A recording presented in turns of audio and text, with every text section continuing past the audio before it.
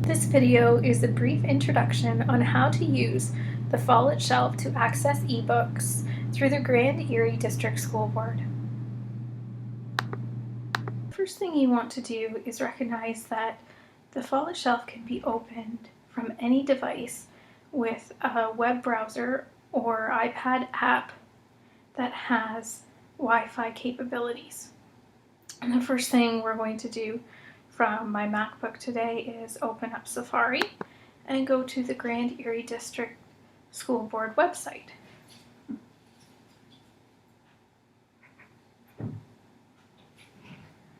From the website, you want to click on Students and Destiny Library. For most schools, this is a shortcut on the student desktop.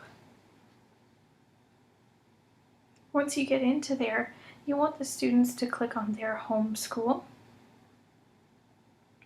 Our school is Delhi Public School, and we are sharing our Follett Shelf with 3 other schools.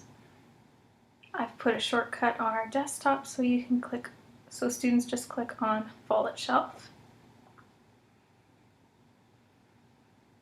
Their login is whatever you set for it.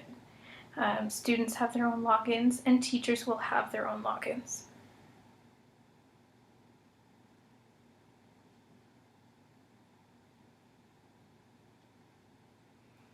And once you log in, this is not the reader screen, this is the introduction screen to Follett Shelf. You'll notice it has the student's name at the top, their book bag, which lists their checkouts, and it can also list their favorites if they have favorite books that they're waiting for or books that they've read. You'll notice too that at the top it says the name of the shelf, which for us is Burford because we're sharing with Burford School. And for each book it lists whether it's available, how many copies, or if you'd like to wait for it. And you'll scroll down, you'll notice we have 88 titles. So if students have to look through all 88 books to find the title that they're looking for, this could take a long time. On the left-hand side, you'll notice there's a menu that allows different searches. I like to search for pages when I'm teaching for primary students because primary books generally have a smaller number of pages. So if I just select a smaller number of pages, then I end up with all the primary and perhaps junior readers to look at. Once you have a book that you're interested in, you do have an option to check it out right away, or you can just open the book. Once you click Open Book, then you're into the reader screen. This screen, the first time you click on it, you may have to, on a Windows computer, select Allow Pop-ups because it is a pop-up screen. After you select Always Allow, you'll only have to do that once. And up comes our book on beaver. Down the left-hand side, you'll notice there are different options that you can look at in the reader screen, including highlights and searching.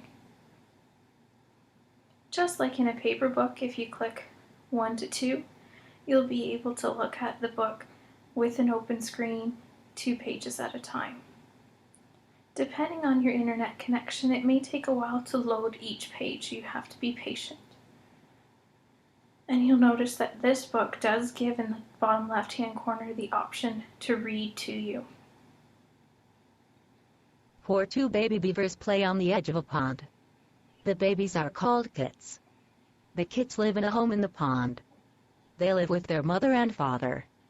Meet some beaver kits, beaver home pond. 5 mother beaver kits.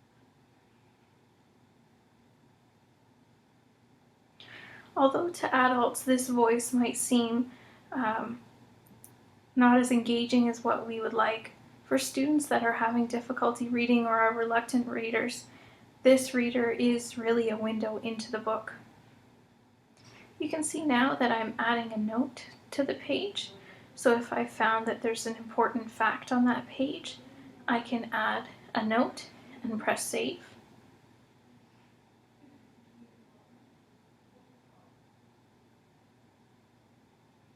And I click the arrow to go to the next page. And maybe I find another important fact on this page as well that I'd like to write a note about. Your notes are saved not to the book itself, but actually to your username and login. So if you're a teacher, you may want to add in some prompting questions that you would ask your students. If you're a student doing a project, you may add notes that are specific to facts or discussion questions that you're attempting to answer. At the end, you can press book notes and you can print these notes in their entirety, which allows for accountability for teachers. As soon as you close the book, the notes again are saved to your account. So the next time, whether it's a year later or a week later, you open up those books, your notes will be attached. At this point, we can close the book because I'm choosing not to sign it out. And it'll take us right back to our Follett shelf with all of our books. From here, we can choose further search queries. So we've limited our search to children's books with a small number of pages.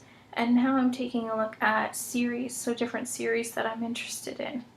You can see that it tells you the number of copies. And this again helps you look for something specific. If we want to clear our search and start again, we just press clear all. And now we're back to all of our 88 titles, and we can begin to search with different parameters.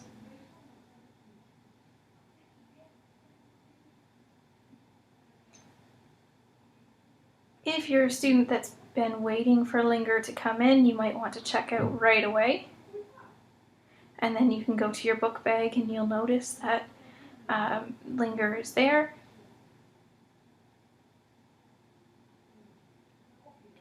You can click on this title.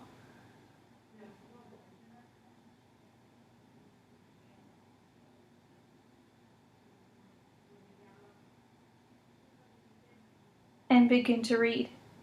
You'll want to note that ebooks are exactly like the print version in that there are maybe many introductory pages. So if you're not interested in looking at the introductory pages, you can click in the field in the bottom right hand corner and just press a number that you're interested, a page number you're interested in, and press enter.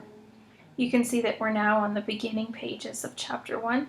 And I'm going to zoom in here just so that I can read it a little better. If you have students with visual impairments, this zoom feature is very helpful.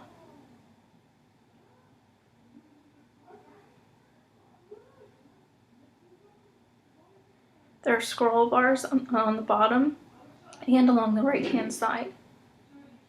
I'm going to add a bookmark here because I've noticed an interesting point, possibly something that we want to discuss in class. And I can save that page. Please note, however, that you don't have to bookmark your page every time you leave. So if the student just wants to close the book right away, then we'll go back to book bag and we'll see if it's still on our page.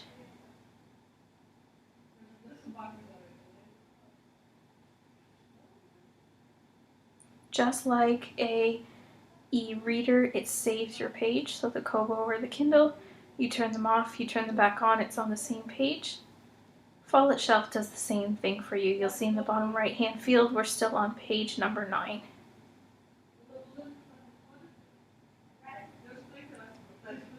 Once you've signed out the book and it's attached to your name, you can get a downloadable version of the reader so that the student doesn't have to be online every time they want to read the book. It's best for them to do that at home if they wish to download. Sometimes school internet connections have exceptions to downloading. Thank you for listening, and I hope that you found that this is helpful.